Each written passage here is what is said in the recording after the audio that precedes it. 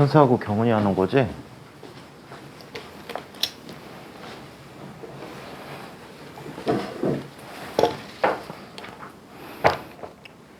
30문제 진리죠. 이거보다 어려운 문제로 약 50분 동안 40문제를 풀어야 돼. 50에서 60분 동안. 큰일 난 것 같아요. 큰일 난. 차라리 문제 수준을 주고 큰 문제 10문제 정도 주는 게 나은데.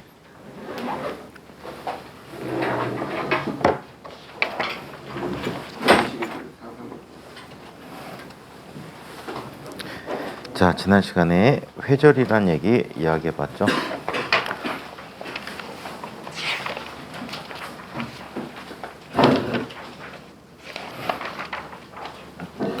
자, 오늘 진도가 마무리될 것 같아요. 자, 물질파라는 얘기를 살펴보고, 자, 이거에 해당하는 얘기들 한번 보도록 할게.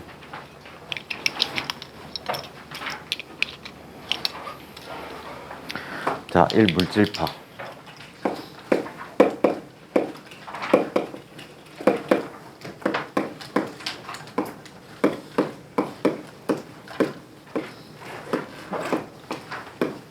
자, 이 물질파라는 것은 이런 개념에서 나오게 됐다라고 합니다.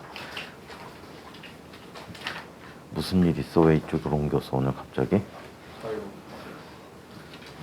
되게 나쁜 자리지? 안 보여.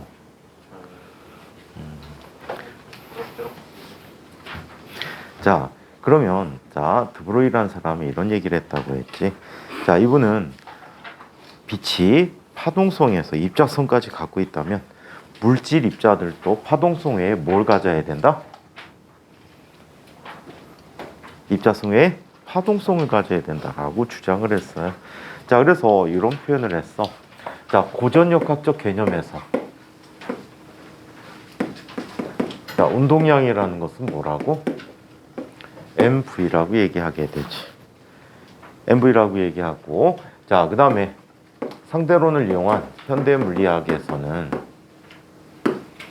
빛이라는 녀석의 파장이, 빛의 운동량이 뭐라고? 람다분의 h다라고 표현을 했거든요. 그렇죠? 자, 이때 이 빛의 파장을 운동량분의 h라고 쓸 수 있다라고 가정을 하게 돼. 그리고 또한 물질 입자도 빛과 동등한 개념에서 이 파장을 가져야 된다라고 드브로이가 주장을 하죠. 자, 그래서 드브로이는 물질파 파장을 P분의 h라고 쓸 수 있다라고 얘기하고, 질량이 m이고 속도가 v인 입자에 대한 운동량은 mv분의 h다라고 써야 된다라고 주장을 하게 됩니다. 이 주장 얼마 후에 증명이 되지고, 자, 어떻게 돼버립니까? 노벨상 수상자가 돼버리죠. 자, 책 얘기로 한번 보자. 1924년 프랑스의 과학자인 드브로이는 파동성을 갖고 있다고 생각했던 빛이 입자성을 가진다면, 자, 반대로 전자와 같은 입자도 파동성을 가질 수 있을 것이라고 제안을 하였다. 자, 이와 같이 운동하는 입자가 파동성을 나타낼 때의 파동을 물질파 또는 드브로이파라고 이야기한다. 잠깐만요.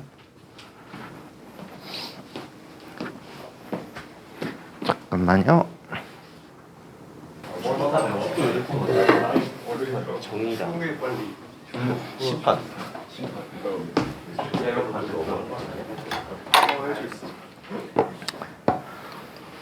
책은 꺼내야지.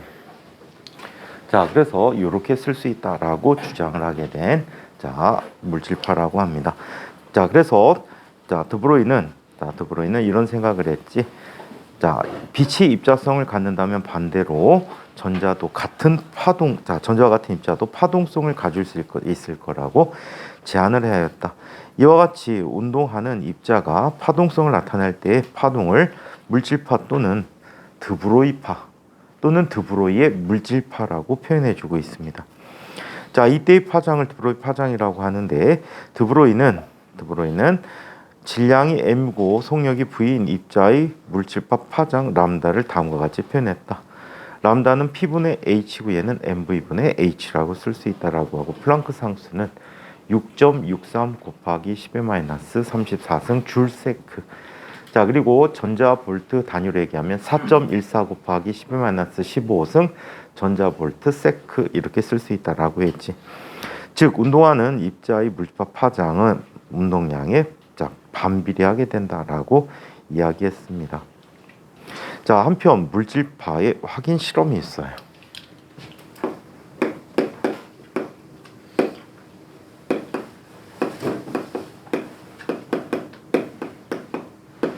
자, 물질파의 확인 실험을 하게 됩니다. 자, 이 물질파의 확인 실험은 데비슨 점머 또는 거머. 자, 얘는 이름을 맨날 바꿔요. 옛날 책에는 거머라고 나왔는데 어느 순간에 점머라고 또 바꾸더라고. 그래서 최근에는 한국에서 거머로 다시 쓰고 있어요. 너무 심하지, 그지? 대통령이 어떤 새끼가 됐느냐에 따라서 영어 발음이 이렇게 달라지니까 골 아픈 거죠. 자, 그래서 데비슨 거머가 맞아. 자, 그래서 요로 두 그룹에 의해서 실험이 진행되었는데, 자, 먼저 데비슨 거머의 실험에 대해서 한번 살펴보자.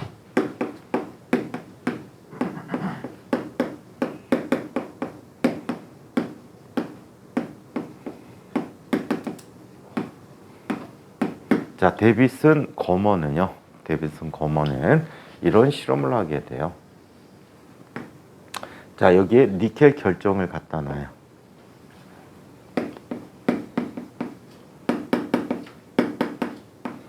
이때 당시에 니켈의 격자상수님이 알려진 바가 있다고 합니다. X선 회절 실험을 통해서 자, 얘네들을 이미 다 격자를 알고 있다라고 해. 격자 간격을. 자, 이렇게 알고 있었는데 여기에 전자파를 발생시켜서 쏴줄 겁니다. 자, 전자파를 발생시키는데 전자파는 어떻게 가속을 시킬까요? 자, 전자파의 가속이라는 이야기를 잠깐 한번 볼게. 여기는 장치야. 여기는 장치를 모식적으로 이렇게 표현해 줄 수가 있어요. 자, 여기 극판을 갖다 놓는데 보통은 필라멘트로 대체합니다. 필라멘트로 대체해요. 자, 무슨 극판을 갖다 놓지? 마이너스 극판을 갖다 놔요. 마이너스 극판을 갖다 놓고 이쪽에 뭘 갖다 놓습니까? 플러스 극판을 갖다 놔요. 자, 중앙 부분은 구멍을 뚫어 놔요. 자, 그럼 마이너스 극판에서 뭐가 나오지? 전자가 나오지.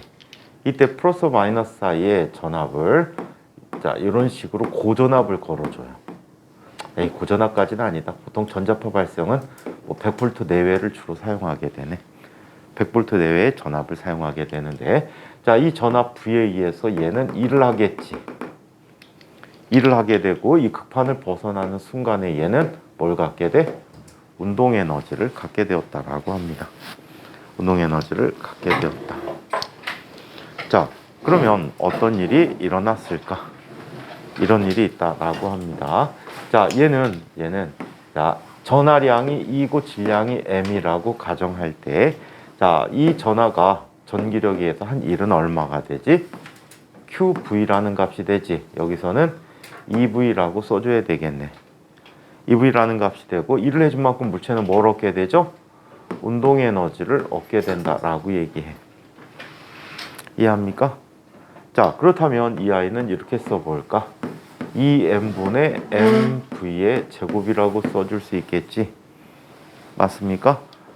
따라서 mv의 제곱이라는 값은 자, 2m2v라는 값이 되어버렸고요. 전자가 갖는 이 경우에 운동량을 mv라고 한다면 얘는 루트 2m2v라는 운동량을 갖게 되었다라고 합니다. 아시겠죠? 그래서 이와 같은 운동량을 갖게 된다. 여기에 그 장치를 달아놨다는 거야. 그럼 여기서는 자, 전자의 연속적인 흐름이 생기게 돼. 오케이? 전자의 연속적인 흐름이 생겨서 걔를 우리는 전자선이라고 불러주고 있어. 오케이? 자, 전기선 다발이 쭉 나오게 돼. 자, 여기에서 자, 반사에 의한 회절을 하게 됩니다. 반사에 대한 회절을 하게 돼서 자, 이때 회절 무늬가 가장 많이 나오는 그 각도가 얼마의 각도? 약 50도의 각도에서 최대 회절 무늬를 갖게 된다라고 해요. 자, 그래서 얘네들이 검출되는 전자의 양을 보니까 이런 식의 양을 갖게 되는데 각도에 따른 값이야. 여기에서 중앙에서 멀어지는 게 전자가 더 많이 찍혔다는 얘기야. 그래서 여기에서 어때? 밝은 무늬에 해당하는 간섭 무늬를 얻을 수 있게 됐다라고 얘기하죠. 53도 부근에서. 자, 이때 사용한 전압은 얼마의 전압을 이용했대? 54V라는 전압을 이용해서 계산을 해줬다라고 해. 자, V 대신에 54V를 넣어서 이렇게 나타내줬다라고 합니다. 자, 이 결과를 책으로 한번 과정과 결과를 이야기해 보자. 그리고 이 니켈 결정에서 반사되는 모습을 부원으로 덧붙여서 설명을 해주도록 할게요. 1927년 미국의 과학자인 데이비슨과 거먼은 전자선을 니켈 결정에 입사시켰을 때 회절 현상이 나타나는 것을 확인하였다. 이 실험에서 구한 전자가 나타나는 파동의 파장이 드브로이가 제안한 물질파의 파장의 계산 결과와 일치하는 것을 확인하여 전자의 파동성을 증명하였다. 자, 실험 방법.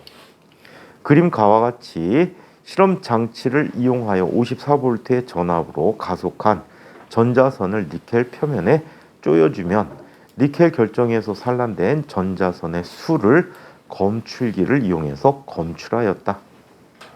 실험 결과. 나의 표시한 점들은 전자선이 입사하는 방향과 이루는 각도에 따라 튀어나온 전자의 수를 이야기하게 된다. 오케이? 전자의 수를 얘기하게 된다라고 해. 자, 이때 이런 수를 갖게 됐는데 튀어나오는 전자수는 원점에서 그 지점까지의 거리에 비례하여 나타냈어. 그래서 54V의 전압으로 가속했을 때 입사하는 방향과 50도 각을 이루는 방향으로 튀어나온 전자수가 가장 많은 것을 알 수 있었다. 이러한 결과는 니켈 결정의 규칙적인 원자 배열에 의해서 전자의 물질파가 회절하여 특정한 각도에서 보강하는 것으로 생각할 수 있다. 반사에 의한 회절이 됩니다. 자, 이 실험에서 보강 간섭이 일어나는 파장을 구하게 되면 람다는 1.65 곱하기 10의 마이너스 10승미터라는 값을 갖게 되는데 이 값은 54V로 가속한 전자의 물질파 파장을 계산한 결과 그 값이 1.67 곱하기 10의 마이너스 10승미터와 거의 일치했다라고 해. 그렇다면 물질파를 이용한 파장의 계산을 한번 살펴볼까? 물질파를 이용한 파장의 계산은 이렇게 얘기하지. 람다라는 것은 mv분의 h라고 했어. mv분의 h라고 했는데 이 mv를 이렇게 얘기한 거지. 자, 2 곱하기 전자 질량은 9.1 곱하기 10의 마이너스 34승 곱하기 전자 전하량은 자 1.6 곱하기 10의 마이너스 19승 쿨룸 곱하기 자 얼마가 돼? 54V분의 6.63 곱하기 10의 마이너스 34승 줄 세크라고 계산을 했대요. 그랬더니 이 계산 결과가 어떤 결과를 갖게 됐대? 약 1.67 곱하기 10의 마이너스 10승미터 정도가 됐다라고 해. 이 정도 파장이면 액선 파장 정도가 됩니다. 오케이? 자, 그래서 드브로이 물질파를 이런 식으로 계산을 했고요. 자, 얘를 자, 우리 반사에 의한 간섭 실험으로, 반사에 의한 회절 실험으로 한번 이야기해 보면 이런 조건이 돼 버린다라고 해요. 방학이 하도 빡센지 입안이 다 헐었어. 입안이 헐어갖고 아파. 매일 소주로 소독해줘야 되는데, 그치? 선생님 코로나 안 걸린 이유가 있잖아. 매일 소독을 해줘. 알코올 소독을. 안 걸린 사람이 있니 여기? 매일 알코올 소독하는 친구들이지. 특히 도훈이는 의심이 많이 가지. 자, 그러면 니네 왜 안 걸렸어? 그렇다고 도훈이가 마스크 잘 쓰는 것도 아닌데. 한번 지나갔겠지. 무증상으로. 모르고 지나갔어요. 선생님 아는 사람도 네가 어떻게 안 걸릴 수 있어? 애들이 막 엄청나게 걸려갖고 태반 걸려서 왔다 갔다 했을 텐데 학원서도 그런 경우 있었잖아. 애들이 등원을 했어. 등원에 내가 자꾸 기침을 해가 야 가서 밖에 나가서 코로나 검사하고 들어와. 그래갖고 걔를 코로나 검사를 했어. 했는데 오씨 두 줄 뜬 거야. 그래갖고 애들 다 기가 좋지. 집에 빨리 가. 그래갖고 애들 막 보내고 그랬어. 뭐가 부러워. 꼼짝없이 그때는 거의 2주 격리했을 텐데. 응? 그래갖고 선생님들 수업 들어간 선생님들 다 쑤셔보고 선생님도 한 거의 20번 쑤신 것 같아. 지난 여름방학 때 학원 휴가가 있었는데 그때도 식겁했잖아. 선생님이 그때가 학원이 한 4일 방학했지. 여름휴가. 이 학원 와갖고 4일 이상 쉰 적이 없었거든. 이틀, 여름휴가 이틀이야 여기는. 그래갖고 4일을 휴가를 했어. 근데 첫날은 이제 기념으로 술 먹어야지. 응? 연태까지 이렇게 잘 못 먹었으니까. 그래갖고 친한 분 만나갖고 술을 먹었어. 먹고 집에 와갖고 아침에 자고 있났는데 선생님 일부러 술집을 장사 안 되는 집 가거든. 장사 안 되면서도 맛은 좀 괜찮은 집. 장사 안 되는 집 가는 이유가 사람이 적잖아. 막 시끄러운 것도 워낙 싫어하는데 코로나 이후로 막 바글바글 하는 거 되게 싫어해. 예를 들어 선생님이 진짜 좋아하던 닭꼬치집이 있었어. 엄청나게 닭고기가 야들야들해. 꼬치를 해놨는데 되게 뻣뻣하잖아 꼬치구이 하면. 그래서 어떤 집 막 물도 계속 뿌려줬는데 내 집은 막 되게 야들야들해. 뭔가 비법이 있나 봐. 근데 그 집이 젊은 애들이 와갖고 엄청나게 시끄러워. 어느 정도로 시끄럽냐면 막 비말이 날아가는 게 느껴져. 그래갖고 그 집 발길 끊어버렸잖아. 코로나 되면서. 그래갖고 이렇게 됐는데 하루 첫날은 그냥 괜찮았어. 근데 다음날 아침에 막 열감이 있는 거야. 어이씨 왜 이러지 머리가? 재니까 40도가 넘어갔어. 40도 가끔 넘어가. 자주 넘어가는 건 아닌데 넘어갔어. 코로나 같다. 잽싸게 쑤셨지. 또 집에 또 어머니 계셔갖고 안 하면 안 되거든. 빨리 쑤셨어. 멀쩡해. 열이 안 떨어져. 해열제를 먹었어. 해열제 먹었는데 뭐 거의 뭐 계속 뭐 40도 근처에서 39도 여기서 왔다 갔다 하는 거야.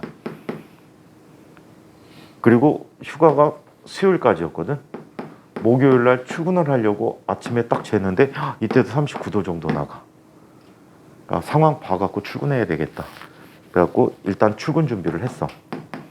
하고 출근하기 전에 다시 체온을 쟀어. 무슨 일이 벌어졌게? 36.5도야. 왜 이랬을까? 일어나고. 일 안 하니까 병난 거야. 일 안 하니까 몸살 났어. 그래갖고 지금 몸살 D- 일주일이야. 7일 후에는 몸살 엄청나게 심하게 앓을 것 같아. 자, 갑자기 수업이 확 주니까 이제 몸살이 확 올 것 같아. 방학 때 고생한 만큼 1학기 때 진짜 열심히 해서 좋은 성적 만들어야 돼. 알겠지? 방학 때 생활해보면서 나의 약점을 어느 정도 알게 됐을 거야. 근데 대부분 친구들의 약점이 있어. 자신감이 떨어진다는 거. 현소는 안 왔지만 자신감이 너무 뿜뿜하지. 대웅이 자신감 있지? 물리는 대웅이 광록이가 요즘 자신감이 결여되고 있지. 점점 막 자신감이 떨어져. 다른 공부하는 거지 물리 공부 거의 안 하고. 그치? 애매해? 노는구나. 응? 그래서 자신감을 좀 가져야 돼. 그게 공부에서 반쯤 먹고 들어가는 비법이야. 뭐 그런 생각 안 하니? 내가 세상에서 제일 잘났는 걸? 응? 뭐 이 정도쯤이야. 이런 식으로 자신감을 갖고 극복해 나가세요. 이현이 왜? 지 얼굴에 자신감이 있네. 잘생기긴 했어. 그치? 이현이 솔직히 잘생겼잖아. 우진아 우진. 형준이 극한 공감을 한다. 자, 피부도 좋아 보면, 그지? 어? 그지? 피부도 좋잖아. 우진이요? 어? 우진이요? 아니. 돌려가네. 아, 형준이가 우진이는 피부 나보다 미치해요 뭐 이런데, 아, 우진이 따위야 뭐 이거 같아. 자 그러면 이런 관계를 한번 볼게요. 이제 진과계 이번에 졸업한 애 중에 학교에서 이런 말을 했는데, 야 3등급 따위가 자 그러면 걔가 진과계에서 입학해갖고 졸업할 때까지 물리 계속 1등 했거든. 자 그러면 인과은 최근 연도에는 없다. 옛날엔 있었는데. 자 그래, 그런 자신감이 필요해. 적어도 그 자신감 5월달까지 유지하길 바라. 그래. 자 그러면 자 니켈 결정에 의한 실험을 한번 살펴보기로 할게. 자 얘는 반사에 의한 회절 실험이야.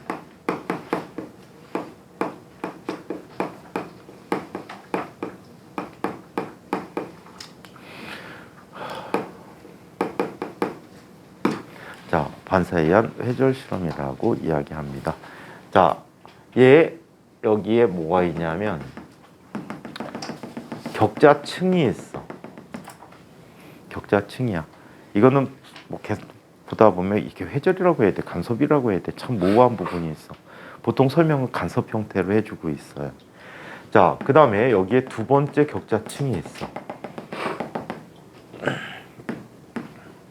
자, 이쪽에 원자 핵들이 존재하겠지. 자, 원자 핵들이 이렇게 존재하고 있다라고 하죠. 이때 격자 사이의 간격을 보통은 고체 물리에서 A라고 표현해 주는데 여기는 그냥 D라고 얘기할게. 오케이? 원자 사이의 거리가 모두 D라고 얘기하자. 가로도 D, 세로도 D야. 자, 이때 한 원자 핵을 중심으로 빛이 입사를 합니다. 자, 입사하는 빛을 이렇게 한번 얘기해 볼게요. 원래 이거 X선으로 했단 말이야. X선을 전자선으로 대체하게 되는 거야. 자, 이렇게 입사했어. 보통 실험은 X선 갖고 한 실험이야. 자, 그래서 이렇게 나타내주고, 두 번째 위치로 들어오는 빛은 어떻게 들어옵니까? 자, 이렇게 들어오게 돼.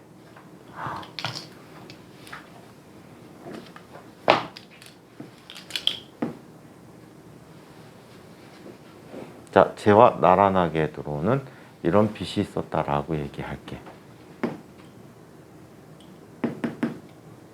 자, 여기에서 반사가 되져서 나가는데, 이렇게 반사돼서 나가는데, 이때 이렇게 나란히 온 녀석은 지금 현재 이 각도로 세타로 입사하게 됐을 때 같은 파면을 여기에 형성하겠지. 맞아요? 자, 그리고 얘가 나갈 때 파면이 수선 내렸을 때 자, 이렇게 구성이 되는 거야. 자, 그렇다면 아래 경로로 가는 자, 이 광선은 요만큼의 경로 차를 갖겠지. 자, 여기가 셌다면 얘가 셌다야. 이 간격은 D가 되겠지. 그렇다면 이쪽 부분에 해당하는 경로는 얼마가 돼? D 사인 세타. 이쪽 경로도 D 사인 세타가 되는 거야. 그래서 전체 경로가 얼마가 차이 나는 거야? 2D 사인 세타라는 값이 주어졌을 때, 2D 사인 세타라는 값이 주어졌을 때, 자, 얘는 얼마? M 람다라는 조건을 갖는 경우에 뭐가 된다라고 합니까? M 람다라는 조건을 갖는 경우 이게 밝은 무늬를 갖게 된다라고. 최대가 된다는 거야.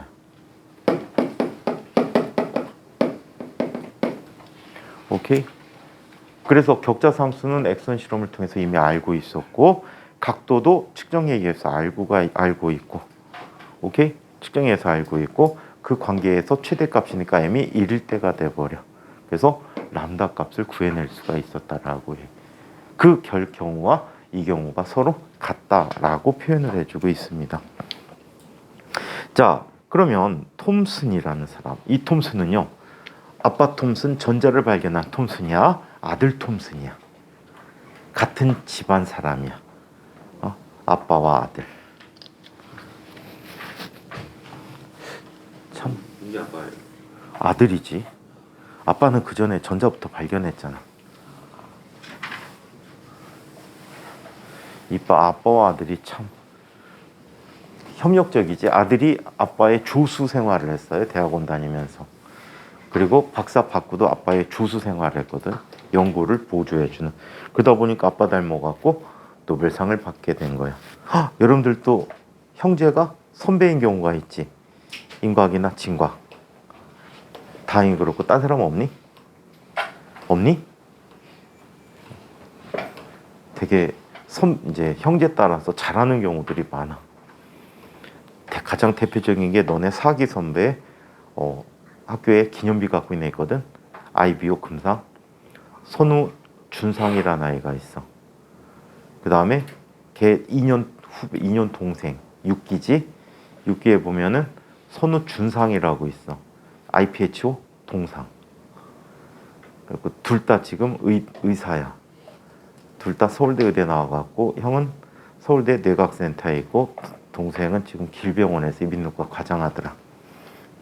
그래서 이런 형제가 있어. 그런 애들이 경우가 되게 많지. 부모도 이래. 근데 물리학계 역사상 가장 사이가 나쁜 부자지간이 있어. 얘기해줬지. 가장 사이가 나쁜 부자지간인데 엄청나게 잘 알고 있는 사람이야. 베르누이라는 사람.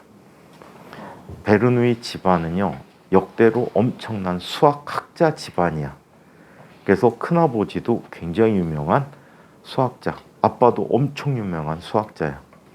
아빠가 키워낸 대표적인 아이가 있어. 엄청나게 유명한 수학자야. 이 사람이 누구였지? 내가 얘기해줬지, 경훈아. 누구였지? 베르누이 제자?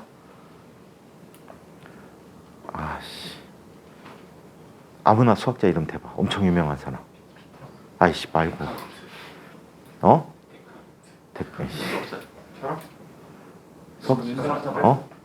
엄청 유명한 사람이야. 머릿속에 든 사람이 없네. 야, 그리스 시대 가지마 제발.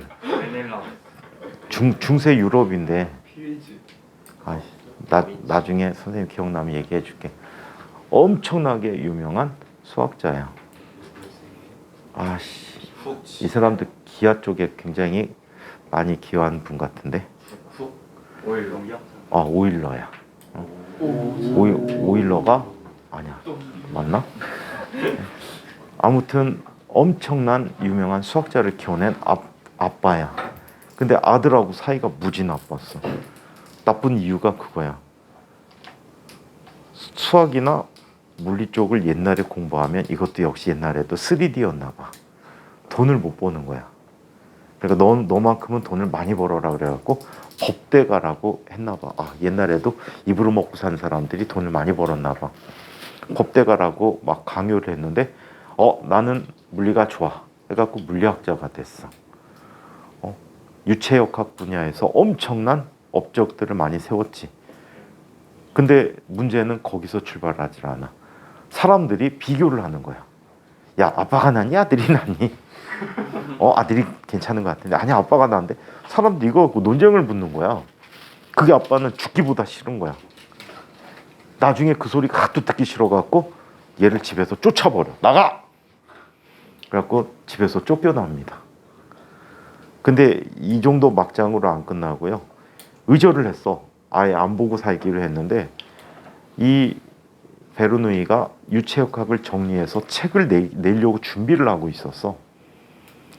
거의 전체적인 전 세계에서 유체역학을 이 정도로 자세하게 풀이한 사람이 거의 없거든.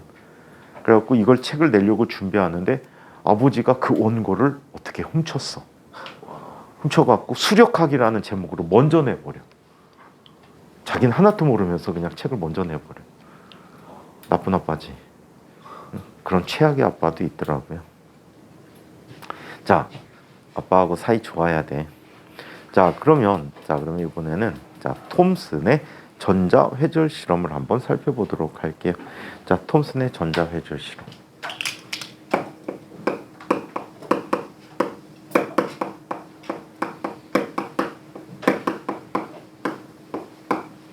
정확히는 전자라고 하지 말고 전자선 회절 실험이라고 하죠.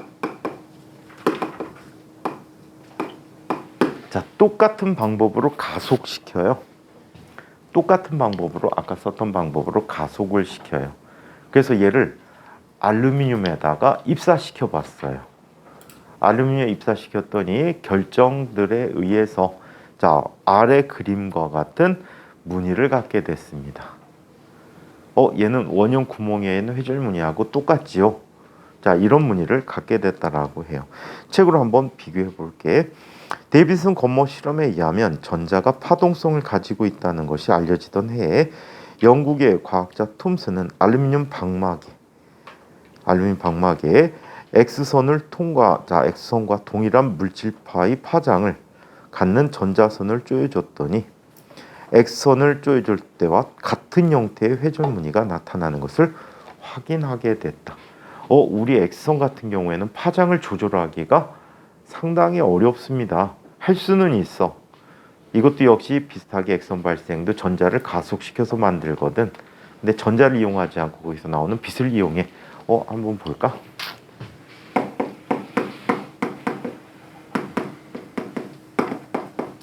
X선 발생은 다음과 같은 방법으로 해줍니다. 여기 크룩스관이라고 하는 진공관들이 있어.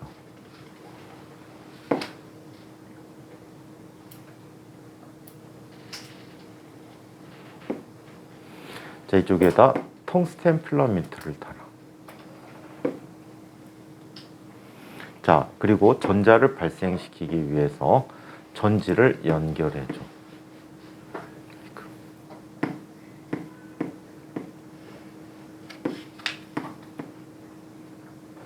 그리고 얘와 엄청나게 높은 전압을 이렇게 걸어줘요.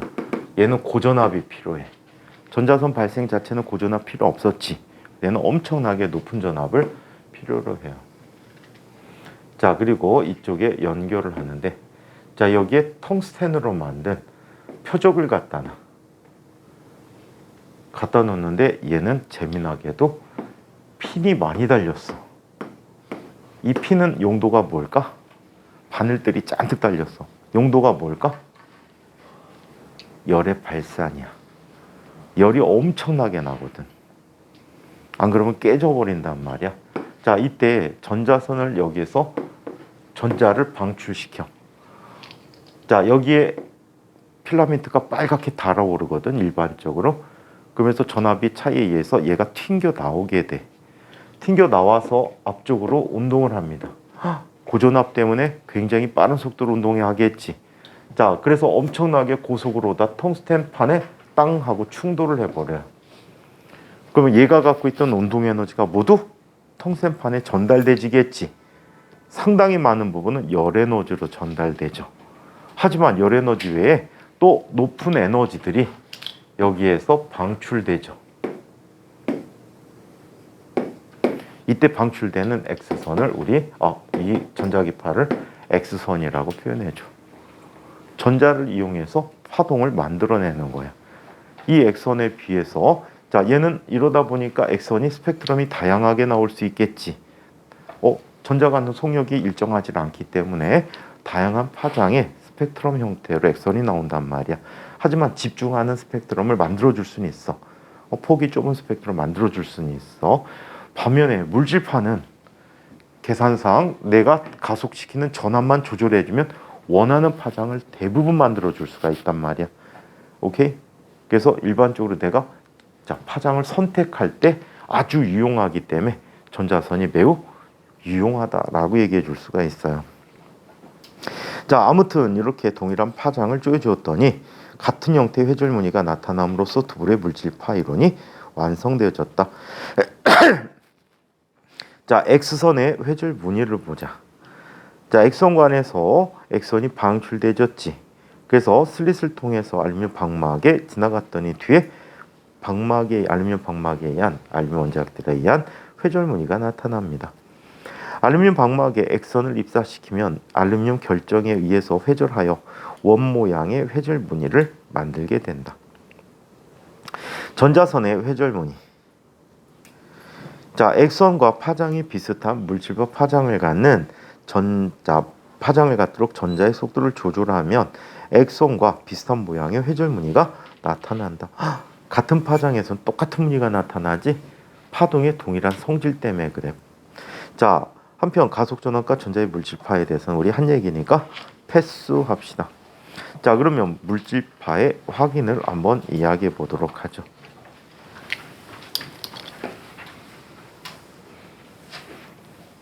자, 3물질파의 확인. 경훈아, 오늘 현수 안 온다 그랬니?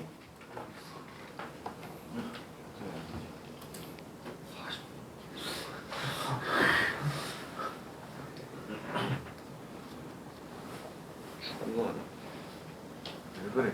자세한데. 보내고 싶어? 하도 좋은. 피곤이 누적됐나 봐요. 오후에 등원하시겠답니다. 나도 저녁 때 등원하고 싶은데.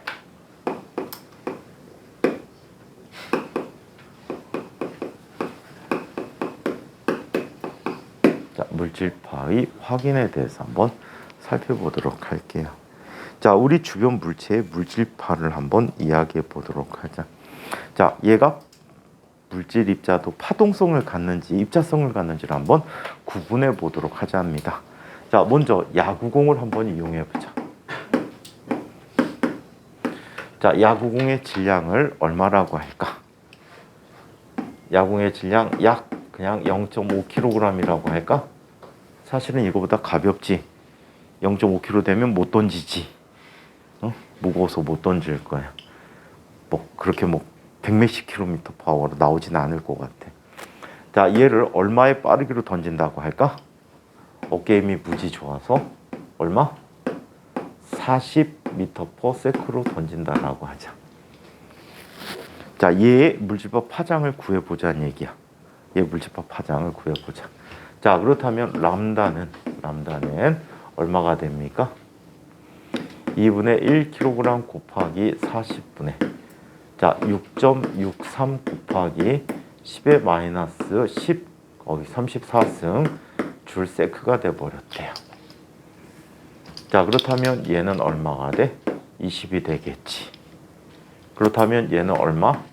3.32 곱하기 10의 3.315가 되는데 그냥 2라고 할게.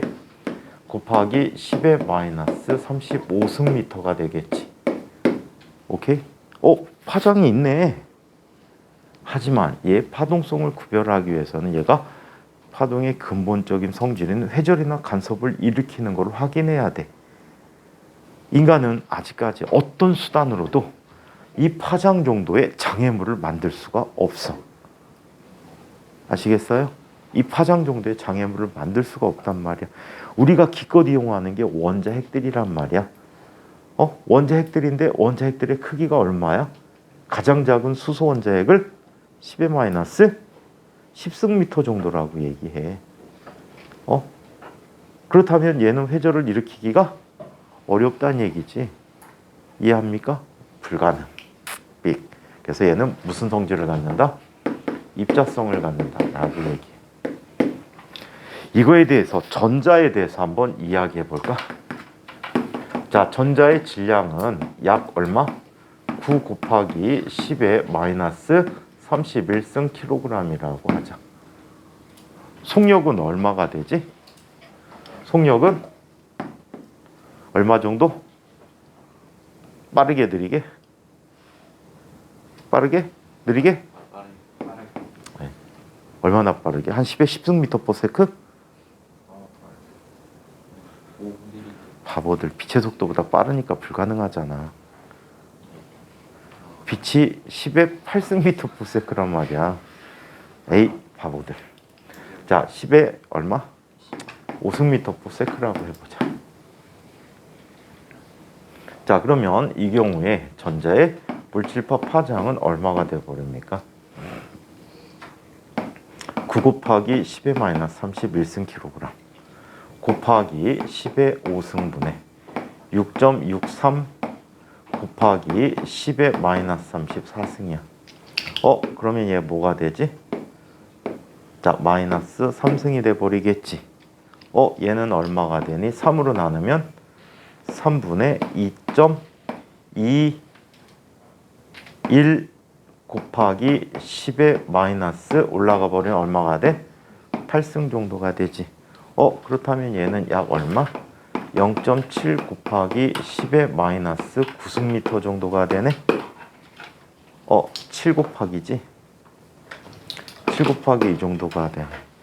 그럼 얘는 고체의 결정들을 이용해서 회절 실험을 할 수가 있겠지. 뭘 갖는다? 파동성을 갖는다. 만약에 6승 미터 퍼 세크로 간다? 그럼 10의 마이너스 10승 정도가 되겠지. 엑선 정도의 파장을 갖겠네. 이해해요? 그래서 이런 실험을 이렇게 확인해 줄 수가 있다라고 이야기합니다. 책으로 빠르게 한번 정리해 볼게요.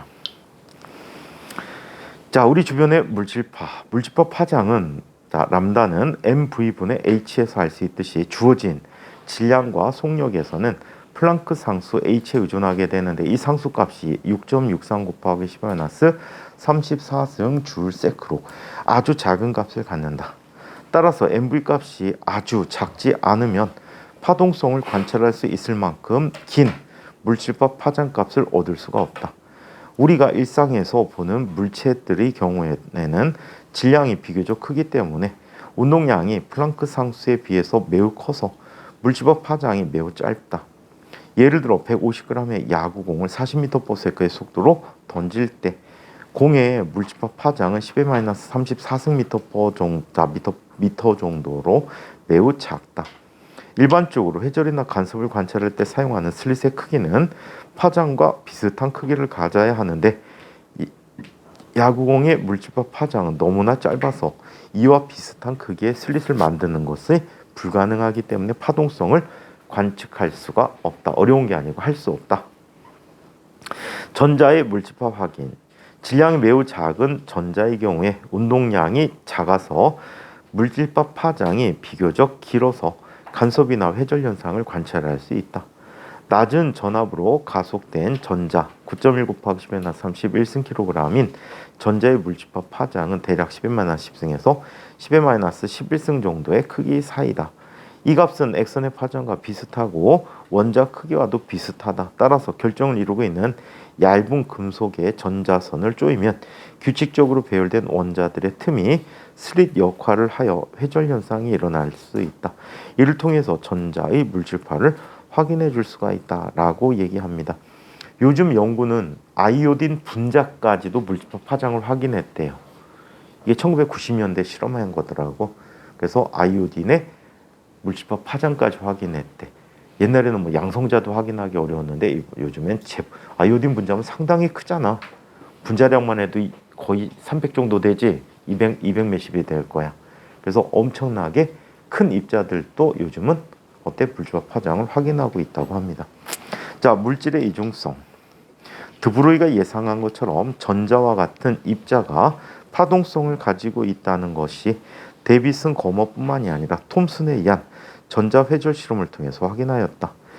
입자의 파동성은 전자뿐만이 아니라 원자 핵의 구성 입자인 양성자, 중성자 그리고 여러 가지 입자에도 실험적으로 증명되었다. 이것은 입자도 빛과 마찬가지로 파동과 입자의 두 가지 성질을 모두 가지고 있음을 의미하며 이러한 현상을 물질의 이중성이라 한다. 물질의 이중성을 가진다 하더라도 일상생활에서 마주하는 물체의 경우에 입자성은 관찰할 수 있지만 파동성 관찰하기 어렵다. 반면에 미시 세계에서의 입자의 경우에는 입자성과 함께 파동성도 관찰할 수 있다. 특히 원자 내부와 같이 좁은 공간에 갇힌 전자의 운동은 파동성을 잘 나타낸다.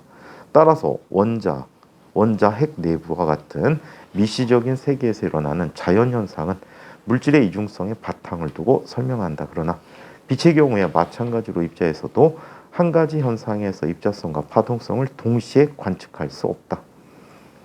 자, 프랑크 상수. 프랑크 상수 H는 입자의 입자성과 파동성을 구분하며 이 미시 세계에서의 물리 법칙을 나타내는 중요한 상수이다. 에너지 E와 운동량 P, 또 입자에 관한 물리량이고, 또 진동수 F와 파장 람다는 파동에 관한 물리량이다. 자, 이때 입자의 에너지를 F로 표현하기도 하지. 광자 HF. 또 물체의 자, 입자의 운동량도 파장으로 표현하지. 플랑크 상수 이용해서 람다분의 H. 자, 그래서 이렇게 나타나는데 빛을 입자로 볼 때 광자 에너지를 나타내는 E는 HF. 또 물질 입자의 파동성을 나타내는 람다는 P분의 H에서 나타나는 플랑크 상수는 입자와 관계된 양 그리고 파동에 관계된 양을 서로 연관시켜준다. 즉 파동을 나타내는 양인 진동수에 H를 붙여주면 입자의 양이 되고, 또 입자의 양인 P에 H를 붙여주면 파동의 양이 된다. 플랑크 상수는 그 값이 아주 작기 때문에 우리가 보통 느껴지는 거시 세계에서는 무시되어지며, 이때 물질 입자는 입자적 성질만 나타내고 또 파동은 파동적 성질만 나타낸다. 그러나 원자의 세계에서는 플랑크 상수를 무시할 수 없고 전자와 같은 작은 입자들은 입자와 파동성을 모두 지니게 된다라는 얘기지. 이 플랑크 상수를 이용해서 지금 질량의 표준을 삼고 있습니다. 몇 해 전까지 질량 표준은 킬로그램 원기라는 걸 이용했거든. 그래서 넘버가 붙어 있어요. 우리나라 상당히 앞번호에 그 킬로그램 원기 복제본을 갖고 있어요. 우리나라 복제본 2개를 갖고 있는 걸로 알고 있는데, 이 복제본들이 어때? 질량을 항상 일정하게 유지시키기가 매우 어려워. 산화된다던가 변화된다던가 이런 일들 때문에 얘네들을 정확히 지키기가 매우 어려워. 전 세계적으로. 그래서 자, 이론적인 질량에 대한 기준이 필요하다. 그래서 프랑크 상수를 이용한 질량의 표준을 지금 마련해 놓았답니다. 그래서 도량연구에서는 국제도량연구에서는 지금 현재 질량의 표준을 플랑크 상수를 이용해서 정의하고 있습니다. 자, 이번에는 전자현미경이라는 얘기를 한번 살펴보도록 하죠. 전자현미경.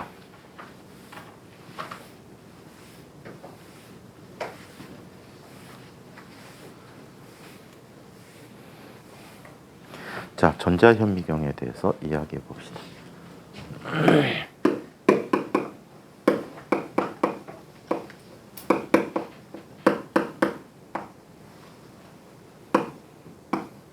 자, 전자현미경에 대해서 얘기해 보도록 하죠. 자, 전자현미경은 자, 이렇게 만들어지게 돼요. 일반적인 광학현미경은 약 2000배 정도까지밖에 확대해 볼 수가 없습니다.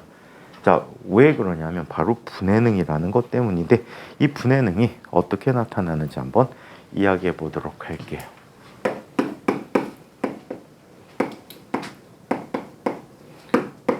이거를 리졸루션 파워라고 얘기해.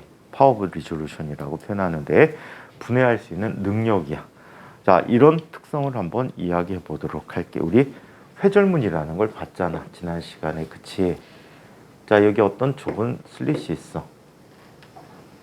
자, 이때 광원 하나에 의해서 나타난, 빛 하나에 의해서 나타나는 자, 회절 무늬를 관찰해 보면, 자, 이런 무늬가 관찰되진다라고 했지. 중앙에는 자, 밝은 무늬, 그 다음에 1차 극소, 2차 극소, 3차 극대, 1차 극대, 2차 극대, 3차 극대 이런 식으로 나타나게 돼. 그쵸? 이렇게 나타나는 게 우리 뭐라고 불렀어? 회절이라고 불렀죠. 이렇게 회절이라고 했어요. 이때 광원 2개를 이용해서 한번 살펴보자. 광원 2개라는 건 무슨 뜻이야? 물체가 2개다라고 보면 되겠지. 자, 하나는 여기에 있는데 또 하나는 인접한 여기에 있다라고 하자. 오케이? 인접해 있다라고 해. 자, 이때 스크린이 이렇게 존재하지. 자, 그러면 첫 번째 광원에 의해서, 중앙에 있는 광원에 의해서 나타나는 간섭, 회절무늬는 어떻게 나타나? 좀 전에 그렸다시피 이런 무늬를 갖게 돼. 자, 이런 식으로 나타나게 돼. 자, 반면에 인접해 있는 또 다른 아이가 있단 말이지. 자, 또 다른 i가 있어. 자, 또 다른 i가 있는데 이 녀석의 중앙이 이쪽에 있단 말이야. 그지? 중앙에 있는 밝은 무늬, 어두운 무늬가 이런 식으로 독립적으로 나타나게 되겠지. 자, 이런 식으로 나타나게 된다라고 해. 자, 이때 이런 특징이 생깁니다.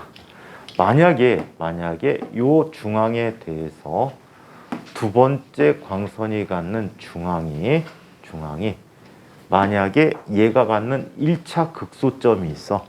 1차 극소점보다 밖에 있다면, 자, 이런 형태로 보이게 될 거야. 두 광원에 의한 상이 바깥쪽에 있다면 이렇게 또렷하게 나뉘어지는 걸 볼 수가 있을 거야. 그럼 두 빛은 어떻단 얘기야? 독립적으로 분해되어져 보인다는 얘기지. 이해해? 이때 이 분해할 수 있는 요 각에 대한 정보를 줄 수가 있다고. 만약에 얘가 이 안쪽에 1차 극소가 되기 전에 중앙이 나타난다면 얘는 이렇게 될 거야. 두 개의 중앙에 밝은 무늬가 이렇게 겹쳐지게 돼, 심하게. 자, 그러면 우리가 외부에서 관찰하면 얘는 광원이 두 개처럼 보일까? 하나처럼 보일까? 하나처럼 보인단 말이야. 뭉퉁그려져서 보이게 돼. 이해해? 되게 중요한 얘기하는데. 자, 그래서 이렇게 얘기해. 자, 이때 만약에 얘가 두 개를 구분할 수 있는 지점이 어떤 지점이냐라고 하면 이런 지점에 구분되지는 거예요. 자, 여기에 가장 중앙에 밝은 무늬가 있고 여기에 1차 극소가 생기거든. 이 위치에 두 번째 아이의 중앙 극대가 생기면 얘는 이때부터 식별해 볼 수 있다는 얘기야. 두 개의 무늬가 겹쳐지긴 하지만 두 개가 독립적이다라고 볼 수 있단 말이야. 이때가 분해를 할 수 있는 한계가 됩니다. 아시겠어요? 이때가 분해할 수 있는 그 한계가 되는데 얘를 레일리 기준이라고 불러줘요. 그러면 얘를 최대로 분해할 수 있는 값은 어떤 값일까? 사인 세타 C라는 값은요.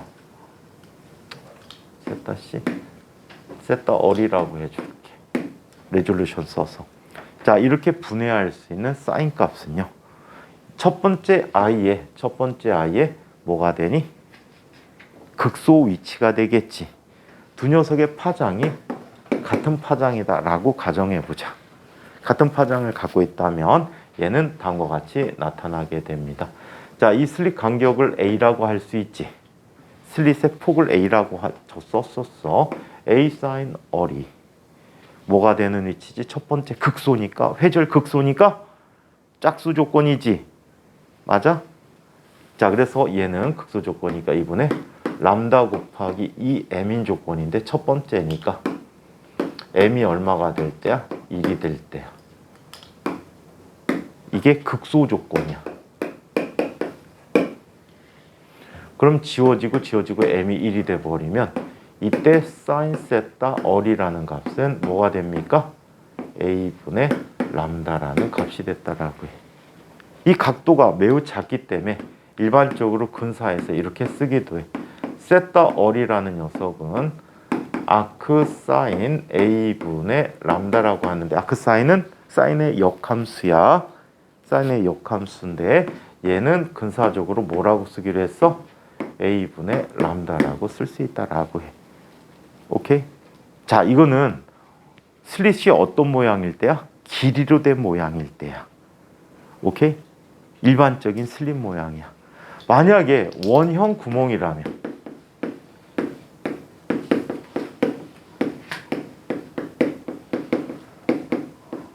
자, 만약에 원형 구멍이라면 어떤 일이 일어나게 될까?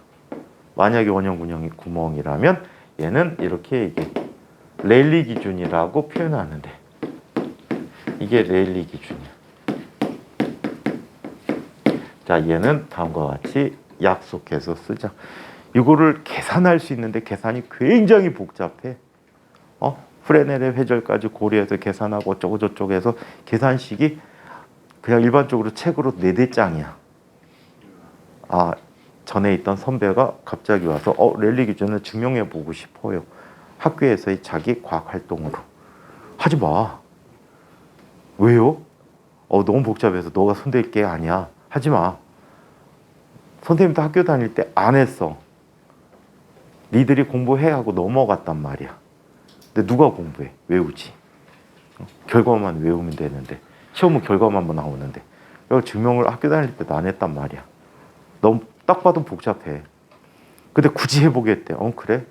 그럼 내가 자료 구해주고 도움은 크게 못 주겠다. 하고 줬어. 보내줬어. PDF로 그 책을 오려갖고 보내줬어. 약 10초에 답이 왔어. 인간이 하는 게 아니군요. 자, 외워두면 돼. A분의 1.22 람다라고 쓸 수 있다라고 해. 오케이? 아린이 다 썼니? 문제만 정했어요. 자, 그래서 이렇게 나타난 게 레일리 기준이라고 합니다. 오케이? 또는 똑같이 세타 어리라는 녀석은 어떻게 A분의 1.22 람다라고 하는 게 바로 레일리 기준이라고 해요. 책 얘기로 한번 읽어보도록 하겠습니다. 자, 파동의 회절. 파동이 좁은 틈을 지날 때는 자, 넓게 퍼지는 회절 현상이 일어나게 됩니다. 자, 파장이 길수록 틈이 좁을수록 회절하는 정도가 커져서 자, 회절 무늬의 폭이 넓어지게 된다. 현미경과 같은 광학기기의 렌즈도 좁은 틈의 역할을 할 수 있으므로 빛이 렌즈를 통과할 때 회절하여 가까이 있는 두 점이 겹쳐 보이는 현상이 나타난다. 자, 회절이 크게 일어날수록 두 점이 많이 겹쳐진다라고 합니다. 자, 두 광원에 의한 회절 무늬의 구분을 한번 보자. 좀 전에 설명해 드린 거예요. 자, 그림과 같이 인접한 두 광원의 파동이 같은 슬릿을 지나면 각각 회절하여 스크린에 두 개의 상이 맺히게 된다. 가와 같이 세타가 클 때는 두 회절 무늬가 충분히 떨어져 있으므로 두 광원의 상을 쉽게 구별할 수 있지만 자, 다와 같이 자, 세타가 매우 작을 때는 두 회절 무늬가 많이 겹쳐지므로 두 광원이 하나의 두 광원에 의한 상이 하나로 보여서 구분하는 것이 불가능하다.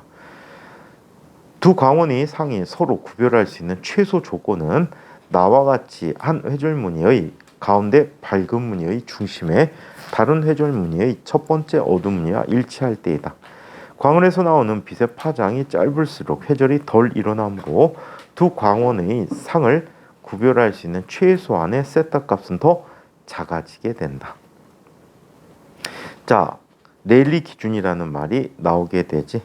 레일리 기준, 두 파원의 회절 무늬가 겹쳐 있을 때 구별할 수 있는 최소 조건은 한 회절 무늬의 중심이 다른 회절 무늬의 첫 번째 어두운 무늬와 일치할 때이다.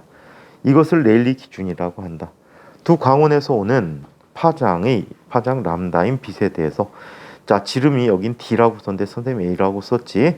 이거인 원형 구멍을 지나 회절하는 경우에 레일리 기준을 만족하는 두 광원의 분리각은 사인 세타로 쓰기도 하는데 그냥 세타라고도 많이 써. 자, 얘는 자, 슬릿의 폭 A분의 1.22 람다라는 값을 갖게 된다라고 이야기합니다. 자, 회절과 분해능. 가까이 있는 두 물체를 구별하여 볼 수 있는 능력을 우리는 분해능이라 한다. 광학기기의 성능을 나타낼 때 사용한다. 현미경과 같은 광학기기의 분해능이 높을수록 아주 가까운 두 물체를 서로 구별하여 볼 수 있다. 파장과 분해능. 광학기기의 렌즈의 크기가 같을 때 파장이 짧은 빛을 사용할수록 분해능이 높아지고 파장이 긴 빛을 사용할수록 분해능은 낮아진다. 즉 분해능은 시료를 관찰할 때 사용하는 파장이 짧을수록 우수하다. 같은 슬릿인데요. 같은 원형 구멍인데 자, 두 개의 광원이 빨간색이냐 파란색이냐에 따라 구별하는 정도가 다르지요. 파란색은 식별이 확 되는데 빨간색은 하나인지 두 개인지 애매하겠지. 느낌상 두 개로 보이는데 이거 맨눈으로 직접 관찰하면 사진이니까 그렇지 이게 하나인지 두 개인지 구별하기가 어렵습니다. 자, 이 레일리 기준을 이용해서 우리는 또 하나의 작품을 만들게 돼요. 혹시 시라라는 사람 알고 있니? 쇠라라고도 하고 슈라라고도 하고 쇠라. 전묘법 얘기한 사람이지. 아마 물감이 부족했었나 봐. 가난해서. 다 칠하는 것보다 점을 찍어서 표현하면 그림의 표현도 할 수 있지만 어때? 멀리서 보면은 실제 그림처럼 보이고 물감도 절약하는 하나의 방법이 아닌가. 그 방법을 개발한 것 같은데 이런 분들이 전묘법이란 그림을 그리게 돼요. 이때 파란색 색상은 웬만하면 많이 안 씁니다. 왜? 파란색 색상을 쓰게 되면 어떻게 간격을 더 좁게 그려줘야 돼. 빨간색은 넓게 그려도 차이가 없더래. 왜냐하면 빨간색은 각도가 커도 어때? 분해능이 어느 정도 유지가 될 수 있지. 그래서 한데 섞여 버릴 수가 있단 말이야. 반면에 파란색 계열들은 어때? 분해할 수 있는 각이 작기 때문에 얘네들은 가급적 짧게 그려줘야 돼. 아무리 작은 전묘법 그림도 가까이서 보면 어떻게 되니? 그림처럼 안 보이겠지? 점 형태로 보이게 될 거야. 혹시 코빅이라는 예능 프로그램 보니? 가끔? 요즘 또 하지? 이 코빅에 뒷 배경 그림이 있어. 걸개 그림. 줌을 해갖고 쭉 바싹 당기면 그림이 이상해. 근데 멀리서 보면 제대로 보여. 완전한 전묘법은 아닌데 그거와 비슷한 눈의 분해능을 이용한 그림 같아. 그것도 가까이서 보면 대충 그렸어. 멀리서 보면 그냥 보여 제대로. 그래서 이렇다. 이게 바로 분해능이다. 또 가을철에 산 옆을 지나갈 때 산을 보면 어떻게 보이지? 울긋불긋 단풍이 들었지. 이때 나무와 나무들을 구별해 보기가 쉽지 않지만 겨울철이나 봄철에 막 지나가다 나무를 보는 거야. 산에 있는 나무, 정상에 있는 나무가 한 그루 한 그루 식별이 돼 보인단 말이야. 그 나무들은 보통 침엽 상록수들, 소나무들이 되게 많은데 초록색 빛을 갖기 때문에 분해할 수 있는 각이 굉장히 작아. 그래서 나무 하나하나를 식별해 볼 수 있는 반면에 단풍이 들었을 때 나무는 빨간색, 노란색들이 주로 돼 있지.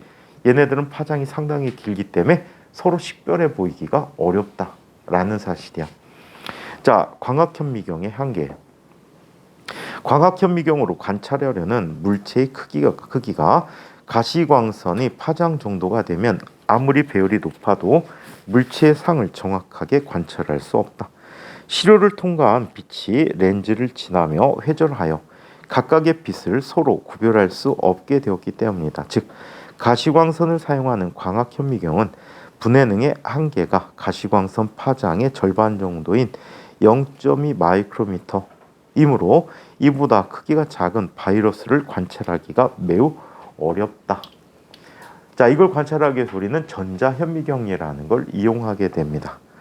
자, 전자의 물질파를 사용하여 물체를 확대해 보는 현미경이다. 전자현미경의 분해는 광학현미경으로 관찰할 수 없는 작은 시료를 관찰하려면 자, 가시광선보다 파장이 더 짧은 파동을 사용하면 된다. 전자현미경은 전자의 속력을 높여서 매우 짧은 파장을 갖게 되므로 광학현미경보다 분해능이 좋다. 이 전자의 물질파 파장 10-10승미터 정도인 가시광선의 파장 약 10-7승미터의 수천분의 1 정도이므로 이를 이용하면 광학현미경보다 1000배 이상 더 분해능이 좋은 전자현미경을 만들 수가 있다. 따라서 가시광선으로 관찰할 수 없는 세포내 소기관들이 있지. 뭐 리보솜, 리소좀 이러는 소기관 같은 녀석들, 이런 녀석들을 관찰해 줄 수가 있답니다. 또 바이러스성 병원체들도 바이러스성이라는 말을 쓰냐? 바이러스나 아주 미세한 병원체들을 우리 관찰해 줄 수도 있지. 대표적인 거 생물책 보면은 티투파지 같은 걸 찍어놨지. 박테리오파지 같은 거 사진 있잖아. 전자현미경 사진. 얘네들을 찍을 수가 있다라고 얘기해. 얘네들은 엄청나게 작은 크기를 갖는단 말이지. 자, 전자현미경의 구조, 전자총. 전자현미경은 전자의 물질파를 사용하므로 가열된 필라멘트에서 방출되는 전자선이 높은 전압으로 가속시켜서 전자선을 조여준다. 이때 가속 전압이 높을수록 전자의 속력이 빠르므로 전자의 물질파 파장이 짧아진다. 자기 렌즈, 광학 현미경은 유리 렌즈로 빛이 굴절하여 확대된 상을 얻었지만, 자, 전자 현미경은 자기 렌즈로 전자선을 굴절하여 확대된 상을 얻습니다. 파장이 짧은 걸 이용하면 자외선, X선, 감마선 이런 거 쓰면 되잖아. 그쵸? 그렇게 안 쓰고 왜 얘를 썼을까? 자외선은 눈으로 식별 가능하지 않지. 첫 번째 이유. 두 번째, X선과 감마선을 검출할 수는 있지만 얘네들은 렌즈를 이용해서 굴절시킬 수가 없어요. 렌즈를 그냥 투과해버리기 때문에 굴절되지 않습니다. 오케이? 그래서 우리 마음대로 조절해주고 빛을 모아주거나 이러지를 못해. 하지만 전자는 자기 렌즈라는 걸 이용해서 아주 쉽게 굴절을 시켜줄 수가 있대요. 오케이? 그래서 우리는 전자선을 이용하고 있습니다. 자, 이때 이용한 게 바로 자기 렌즈야. 광학 현미경이 유리 렌즈로 빛을 굴절하여 확대된 상을 얻지만 전자 렌즈는 자기 렌즈로 전자선을 굴절하여 확대된 상을 얻는다. 자기 렌즈는 코일로 만든 원통형의 전자 속으로 가속된 전자가 자기장 영역을 지나면, 이쪽으로 입사하면 자기력을 받아서 진행 경로가 휘어지는 성질을 이용한다. 자기 렌즈로 전자선을 모으거나 퍼지게 하며 초점을 맞춰줄 수 있다. 내부는 진공 상태를 유지한대요. 자, 전자 현미경의 내부에 공기가 있으면 전자선의 흐름을 방해하므로 내부는 진공 형태를 유지한다. 자, 형광판 또는 모니터, 이게 필름의 역할을 하게 되겠지.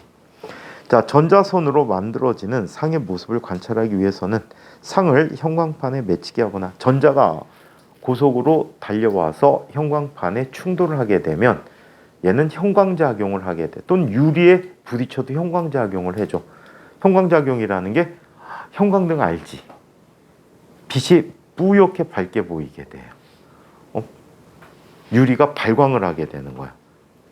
거기에 형광 물질까지 붙여놓으면 발광이 아주 잘 되지. 지속성도 있고.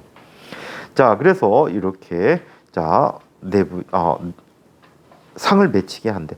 검출기로 검출한 전자선을 분석하여 모니터의 영상으로 나타낼 수도 있다고 합니다.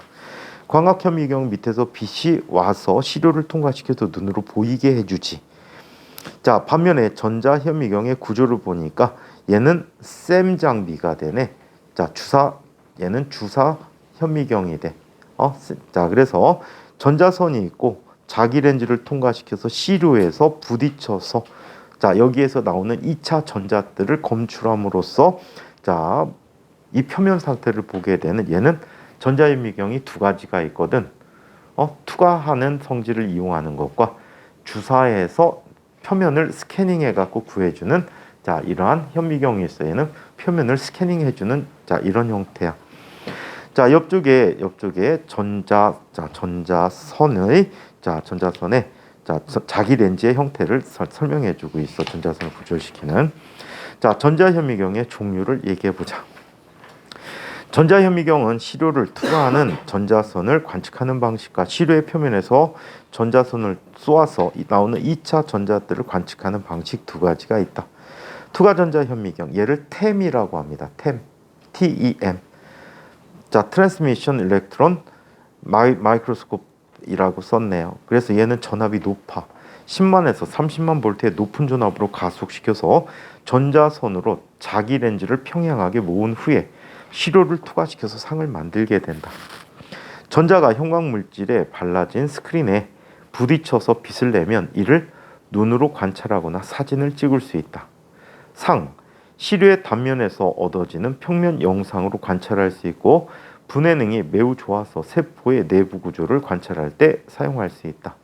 특징, 시료를 얇게 만들어야 돼. 왜? 투과시켜야 되니까. 두꺼우면 전자선들이 파장이 변화될 수도 있고 이렇게 했지. 그래서 제대로 역할을 못하게 돼. 선생님도 옛날에 회사 다닐 때 이 템 시료를 만들어 본 적이 있거든. 골 때립니다. 반도체 기판이 약 600 마이크로미터 정도가 돼. 0.6mm 정도가 되거든. 얘를 훨씬 더 얇게 만들기 위해서 얘를 거기에다 고정시키는 장치가 있어. 조그만 막대 같은데 거기다가 쉽게 뗄 수 있는 접착제를 발라갖고 그 반도체용 접착제가 있어. 붙여갖고 얘를 그라인더 위에다 올려놔요. 이 그라인더는, 거기 있는 그라인더는 여러 사람의 시료를 동시에 다루기 때문에 하루 종일 돌아갑니다. 24시간 돌아가는 것 같아. 올려놔요. 올려놓고 무게감을 주기 위해서 뭘로 눌러놔요. 돌 같은 걸로 눌러놔. 와, 반도체 회사에 돌 같은 걸 써요. 장도를. 짱돌 같은 걸 주워다가 크기별로 갖다 놔. 얼마 정도로 눌러줄지. 그래갖고 눌러놓습니다. 눌러놓고 기다리는 거야. 근데 미치는 게 뭔지 아니? 계속 수시로 확인해야 되는데 잠깐 뭐 졸거나 딴 생각하다 딴짓하다가 가보면 지나가 버렸어. 씨. 그럼 또 갈아야 돼요. 아침부터 새로 가서. 그래갖고 템 실어 만들 때가 땡땡이 치기 가장 좋아요. 얹어놓고서는 그냥 딴짓하는 거야. 거기 직원들이 안 해줘요. 실어 만드는 거. 원하는 부위까지 갈아내세요라고 해. 그럼 공식적으로 거기가 이제 QC라고 하는데 품질관리팀이거든. 품질관리팀 템장비 쪽에 가 있다라고 얘기해. 그러면은 공식적으로 그냥 하루 노는 거야. 앉아갖고 멍하기 좋다. 계속 땡글땡글 돌아가면 눈이 돌아가니까 졸립잖아. 응? 치매 걸린 것 같잖아. 계속 쳐다보면. 그러다가 잠이 들어. 에이 지나갔네. 새로 갈아야지. 또 새로 갈고. 욕 뒤지게 먹습니다. 그것도 있고 그다음에 버티컬 셈이라는 게 있어. 보통 셈이라는 장비들은 표면의 상태를 옆면에서 틸팅해갖고 관찰하듯이 보여주거든. 그 뭐 윤곽이 나타나. 표면에 윤곽이. 근데 하나 뭔가가 이상한 게 생겨갖고 걔 단면을 틸팅해서 보기로 했어. 이걸 버티컬 셈이라고 해. 자른 상태에서 옆면을 비스듬히 보는 방법이야. 그러니까 우리가 보고자 하는 표적 대상이 있는데 와 얘는 3일 동안 방문해서 갈았구나. 그게 엄청나게 미세한 크기라 파티클이 생겼어. 불순한 입자들이 안에 반도체 기판에 생긴 거야. 그럼 중간에 화학약품이나 뭐가 처리가 잘 안 맞으니까 생기게 되는데 그 원인을 찾아야 돼. 아니면 그거 팔 때 불량으로 안 팔려. 안 팔리거나 폐기시킨단 말이야. 한 점 그 불량이 그 나쁜 결점이 있으면 다 폐기시킨단 말이야. 신뢰성의 문제니까. 근데 어떤 영향을 주는지 모르겠는데 자꾸 특정한 공정을 지나면은 쥐새끼가 똥 싸놓고 간 것처럼 뚝뚝뚝뚝 떨어져. 그래서 일명 그때 쥐똥 파티클이라 그랬는데 걔의 원인 물질을 찾고자 얘를 버티컬 셈으로 간 거야. 와 미쳐. 5분 사이에 지나가. 계속 붙는데 안 왔어. 그걸 계속 현미경으로 관찰하면서 보거든. 왔는지 안 왔는지. 안 왔어. 좀 더 갈아야지. 그리고 봐보면 지나갔어. 그러니까 하루 종일 그 짓 하는 거야. 나중에 찍기는 찍었는데. 원인이 뭐였어요? 원인이 뭐였어요? 원인 불명이야. 그럼 어떻게 해결하는지 알아? 공정 조건을 개선해. 공정 조건을 바꿔줘. 공정 조건을 미세하게 조금씩 바뀌다 보면 언젠가 없어질 때가 있어. 아마 화학약품이 열을 받아갖고 변성이 되거나 이래서 생기는 것 같아. 그래갖고 공정 조건 바꾸니까 그냥 해결됐어. 그것 때문에 5일 동안 잠을 못 잤는데 테스트하느라고. 자, 그러면 한번 보자. 계속. 특징은 시료를 얇게 만들어 관찰해야 되고 시료가 전자가 시료를 투과하는 동안 속력이 느려져서 물질파 파장이 커지면 분해능이 떨어지기 때문이라고 합니다. 옆쪽에 투과 전자현미경이 있어요. 자, 그다음에 주사 전자현미경이 있어. 스캐닝 일렉트론 마이크로스코프야. 얘는 에너지가 상대적으로 적어. 1000볼트에서 3000볼트 정도가 되고, 자, 이 정도로 가속시켜서 만든 전자선을 자기 렌즈를 이용하여 초점을 만든 후에 표면 시료의 표면에 따라서 스캐닝하면서 쪼여줄 때 시료에서 방출되지는 2차 전자를 검출기로 검출한다. 검출된 전자에 의해 만들어진 신호를 증폭하여 모니터로 영상을 관찰하거나 또는 사진을 찍는다. 상, 분해능이 투과 전자현미경보다 떨어지지만 시료의 입체 영상을 보여주게 된다. 표면의 입체 상태를 보여줘요. 특징, 시료 표면을 전기 전도성이 좋은 물질인 금속이나 탄소 등으로 얇게 코팅하여 관찰할 수 있다. 전기 전도성이 좋지 않으면 관찰하기 위해서 계속해서 전자를 쪼을 때 시료 표면에 전하가 모여서 관찰을 계속할 수 없기 때문이다. 에이, 그렇지도 않은데 실제로 보면 반도체는 그냥 찍어버리는데 금속 안 입히고. 자, 그래서 첫 번째 밑에 앞에 게 광학현미경, 두 번째가 투가 전자현미경이야. 그러다 보니까 시료가 어디에 껴있지? 중간에 껴있어. 그쵸? 시료가 중간에 껴있고. 자, 주사 전자현미경은 시료가 맨 바닥 쪽에 있지. 오케이? 자기 렌즈를 통과시켜서 바닥의 오른쪽에 있습니다. 자, 상이 보이는 물체 상이 특징들이 아래 사진으로 나타나 있지. 살펴보니까 주사현미경은 어때? 입체적으로 나타나 있지. 자, 전자현미경의 이용. 전자선을 한 점에 모을 수 있는 자기 렌즈 기술 발전으로 1931년도에 최초로 투과 전자현미경이 개발되었다. 전자현미경은 금속 화합물, 세라믹, 반도체, 고분자 합성체 등 연구에 아주 유용하다. 따라서 광학, 생명광학, 재료공학, 물리, 화학 등 과학 그리고 기술 분야에서 광범위하게 사용되지고 있다라고 얘기합니다. 그래서 물리용 과정이 다 끝났습니다. 전체적으로 가정할 때 이번 방학 때 다른 해에 비해서 좀 시간적 여유가 있어갖고 안 해도 되는 부분까지 다 했습니다. 그리고 다음 시간부터는 맨 앞에부터 다시 한번 정리 들어가도록 하죠. 그래서 앞부분에 내용을 놓쳤거나 이런 것들은 질문을 많이 해주시는 게 좋을 것 같아요. 그래서 1, 2를 같이 갖고 오세요. 1권, 2권. 다음 시간부터 1권, 2권 다 갖고 와.